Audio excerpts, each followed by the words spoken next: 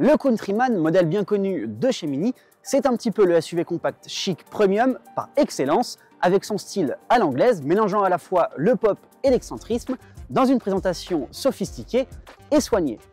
La troisième génération du modèle, présentée lors du salon de l'IAA de Munich en 2023 avec une motorisation électrique, a fait rentrer ce SUV dans la nouvelle ère du monde automobile, celle de l'électrification. Pour rappel, Mini veut devenir une marque 100% électrique dès 2030, soit 5 ans avant la norme imposée par l'Europe.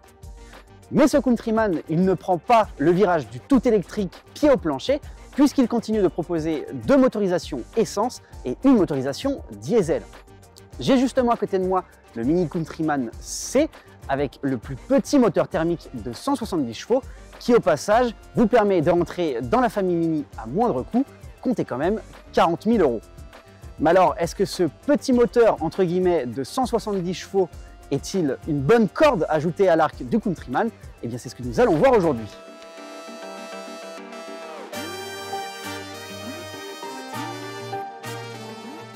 Alors, le modèle ici présent n'est pas la version d'entrée de gamme, puisqu'on a une finition un peu plus haute avec un pack d'options. On y reviendra une fois à l'intérieur, mais ça ne change rien pour ce qui est de la motorisation. Et justement, ce Countryman, il va être temps pour moi de vous le présenter.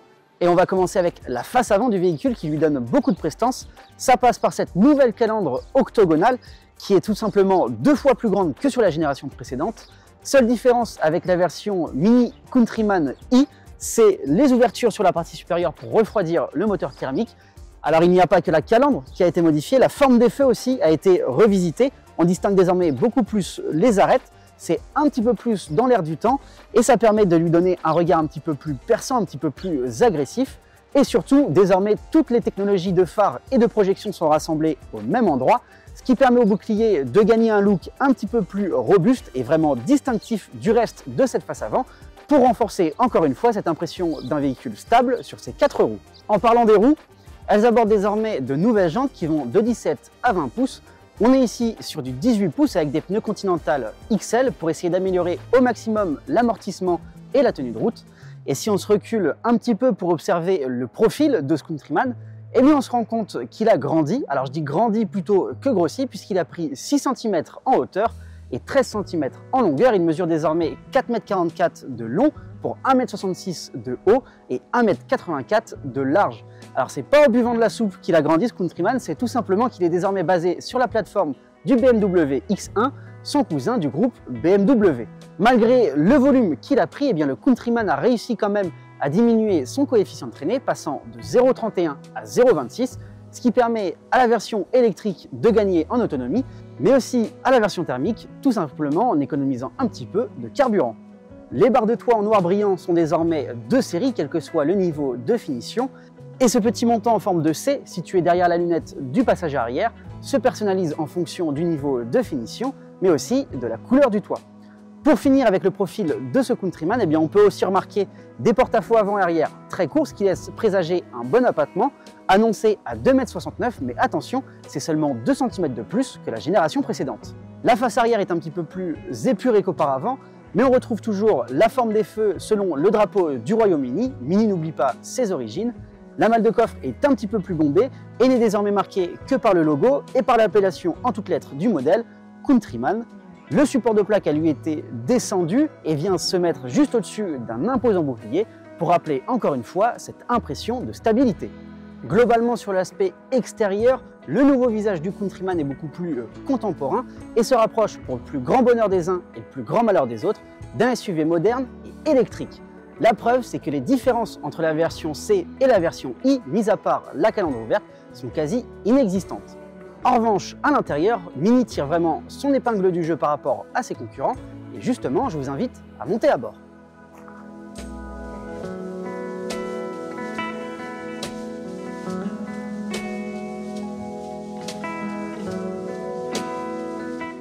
Alors une fois à l'intérieur de ce Mini Countryman, comment ne pas commencer cette présentation par l'imposant écran circulaire OLED présent sur le tableau de bord, quel que soit le niveau de finition. C'est vraiment un des atouts majeurs de ce Mini Countryman, avec enfin un écran bord à bord qui s'intègre parfaitement dans le design rond proposé par Mini déjà sur les générations précédentes. 24 cm de diamètre il est bourré de menus et même si ça peut faire un petit peu peur au début, après 5 minutes de prise en main, c'est quand même beaucoup plus simple et on s'y retrouve facilement, notamment grâce à cette barre ici en bas qui reste fixe et qui va vous permettre de jongler entre ces différents menus finalement, qui vous permet d'afficher au choix la cartographie, les appels, la climatisation ou encore la musique. Et dans ces menus, grâce au nouveau Mini Operating System 9, les applications que vous utilisez le plus souvent vont remonter grâce à une IA sur les positions les plus hautes, ce qui est quand même bien pratique. En revanche, vous l'aurez remarqué, il n'y a plus que cet écran dans le Mini Countryman. Oui, il n'y a plus de compteur numérique en face du conducteur.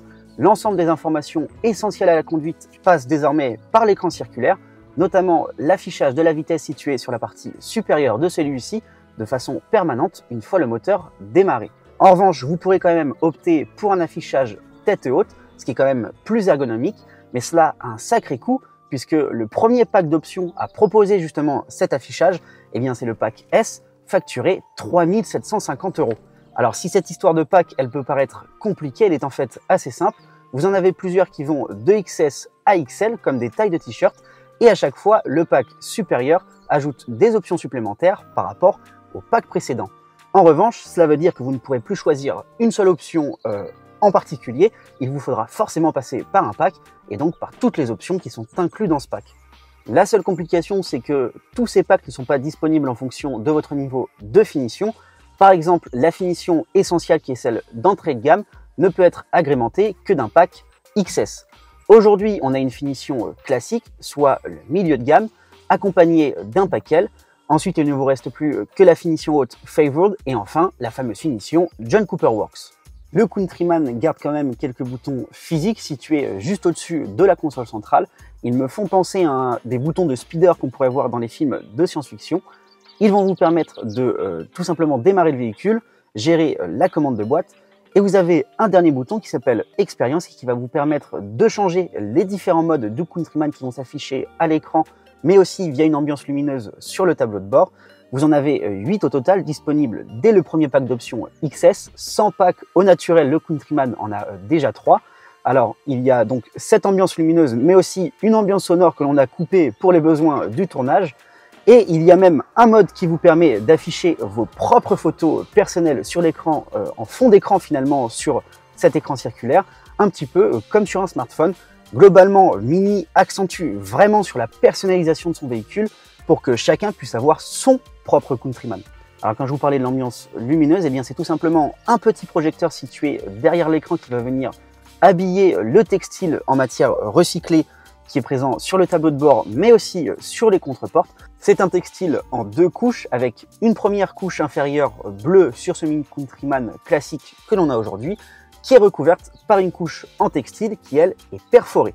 Sinon les bus d'aération ont été amincis, l'intégration des poignées de porte a également été modifiée et l'espace de rangement situé entre les deux passagers a été complètement mis à jour avec une petite boîte supplémentaire, 2 porte-gobelets, un support pour téléphone qui intégrera un chargeur en induction dans un pack d'options supplémentaires, le plus petit, le XS. Alors si on prend un petit peu de recul sur le design intérieur de ce Countryman, eh bien il est forcément beaucoup plus moderne que sur la génération précédente. Je ne l'ai pas dit tout à l'heure, mais effectivement il n'y a plus de chrome sur toute la voiture, que ce soit à l'intérieur ou à l'extérieur, et elle reflète cette mode qu'ont les constructeurs d'épurer au maximum leur véhicule.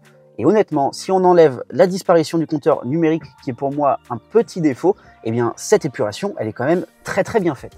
Pour ce qui est de la sellerie sur cette finition classique, la finition de milieu de gamme, on a le droit à du simili-cuir surpiqué en bleu pour rappeler le design du tableau de bord, qui est agrémenté par de légères traces de tissu, avec toujours l'intégration du petit logo Mini directement dans le siège. Et maintenant qu'on a vu tout ce qui était à voir à l'avant, on va voir si à l'arrière, Mini veut dire Mini gabarit.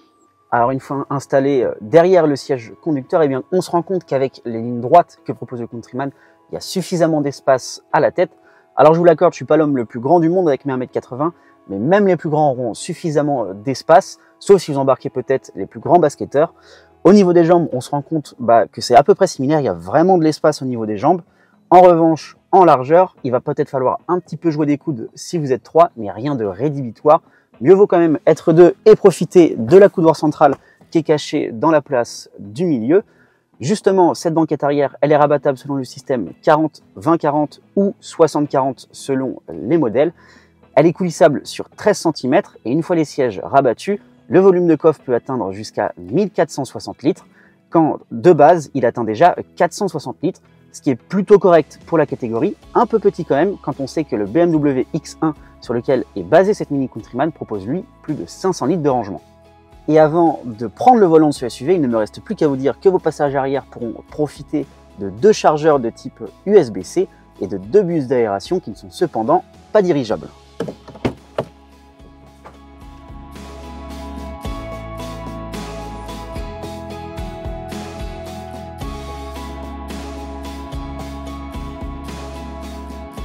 Alors une fois derrière le volant du Countryman, si depuis le début je vous parle d'une motorisation thermique, il s'agit en fait d'une motorisation micro-hybride.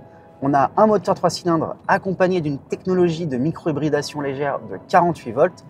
Cette technologie permet lors des phases de freinage de récupérer de l'énergie tout simplement en levant le pied et dans les phases d'accélération de soulager le moteur thermique à combustion interne avec une puissance électrique entraînante de 14 kW, soit environ 20 chevaux.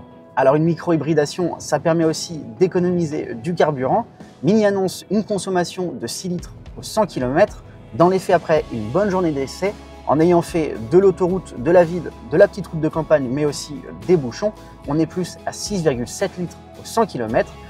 Avec son réservoir de 45 litres et un rapide calcul, eh bien, on se rend compte que ce Countryman peut parcourir plus de 700 km. Et vous pouvez même augmenter cette taille de réservoir jusqu'à 54 litres avec un pack d'options. Le premier, le proposant étant le Pack S, qui je vous le rappelle, est facturé 3 750 €. Au niveau du dynamisme de la voiture, eh bien, avec ce moteur, petit moteur entre guillemets de 170 chevaux, le Countryman très agile, il n'y a aucun problème là-dessus. Vous avez assez de puissance à la relance et dans les phases d'accélération pour doubler. Vraiment, c'est largement suffisant pour un usage quotidien, que ce soit en ville ou sur autoroute. La direction aussi est assez précise. Il y a un petit peu de flou au milieu. Par exemple, là, quand je bouge légèrement le volant, la voiture va rester quand même assez droite. Mais en revanche, la résistance dans le volant est un petit peu plus conséquente quand on tourne vraiment. Et le véhicule suit plutôt bien l'intention du conducteur. C'est assez agréable. Ça permet aussi, dans les virages, eh bien, d'être plutôt à l'aise, notamment grâce au maintien latéral des sièges dont on a parlé tout à l'heure. Et on parlait du volant justement, celui-ci s'est épaissi. Alors c'est un petit peu déroutant au début, mais au final, après 5 minutes de prise en main, c'est plutôt confort. Il garde aussi quelques boutons physiques pour avoir plusieurs raccourcis pour gérer la musique, les destinations favorites, pardon, et le limitateur de vitesse par exemple. Il a été un petit peu retravaillé et il est plutôt joli. Alors au niveau du système de suspension, avec notre pack d'options L, on a le droit à un système de suspension adaptative et malgré ça, plus la garde au sol surélevée de 20 cm et des pneus XL, eh bien l'amortissement, c'est pas le meilleur de sa catégorie. On ressent quand même un petit peu les aspérités de la route, surtout les dodanes sur ces routes de Bretagne qui sont assez élevées.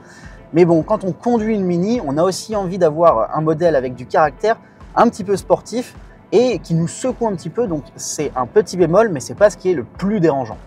On parlait dans la présentation intérieure des modes de conduite, eh bien il y en a 2 réellement qui vont changer la tenue de route de ce Countryman. Vous avez donc le mode green qui va vous permettre, comme un mode éco finalement, d'économiser de l'énergie. La pédale va être un petit peu plus résistante, ça va rendre la conduite un petit peu moins fun et ça va être un léger frein aussi au niveau de la relance et de l'accélération qu'on disait dynamique tout à l'heure. Le deuxième mode de conduite qui est celui-ci comparable à un mode sportif, c'est le mode go-kart avec donc une espèce de simulation de Countryman Racing au niveau de l'ambiance de bord. Et là pour le coup la pédale va être beaucoup plus légère, ça va être beaucoup plus plaisant et je vous avoue qu'à conduire c'est quand même le mode que je préfère. Pour ce qui est de la position de conduite, eh bien, le siège est réglable en profondeur et en hauteur, ce qui est un bon point et ce qui permet notamment pour moi de rehausser mon siège pour avoir une bonne vue, que ce soit sur l'affichage tête haute ou sur la route. En plus, on a la chance de profiter toujours avec ce paquet d'un toit ouvrant panoramique, donc il y a beaucoup de visibilité, beaucoup de lumière et donc au volant c'est quand même très agréable. Pour ce qui est des systèmes d'aide à la conduite, eh bien, toutes les aides essentielles comme par exemple la caméra de recul, les radars de collision avant et arrière ou encore l'avertisseur de franchissement de ligne blanche sont de série quel que soit le niveau de finition. Et enfin, si vous voulez une conduite autonome de niveau 2, elle est disponible dans un pack d'options un petit peu plus cher que le pack S.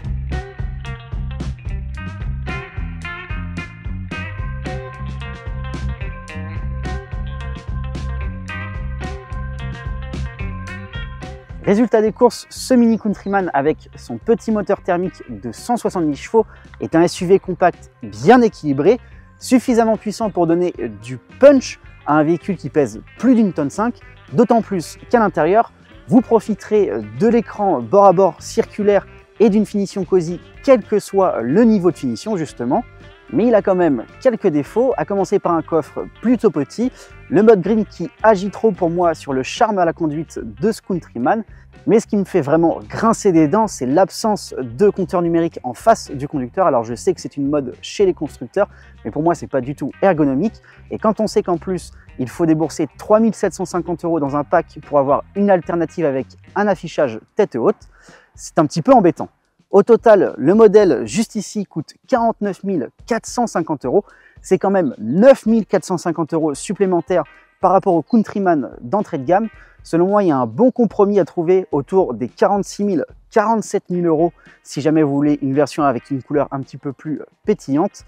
Quoi qu'il en soit, Mini mise vraiment sur ce petit moteur thermique de 170 chevaux pour son SUV, puisque le Countryman est proposé à 459 € par mois en LLD avec une finition Favored, un pack M et 30 000 km.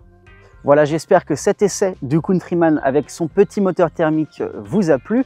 Je vous invite à activer la cloche pour ne rater aucune de nos vidéos et les notifications. Et d'ici là, on se dit à très vite sur la chaîne pour de futurs essais autoroutiers. Ciao!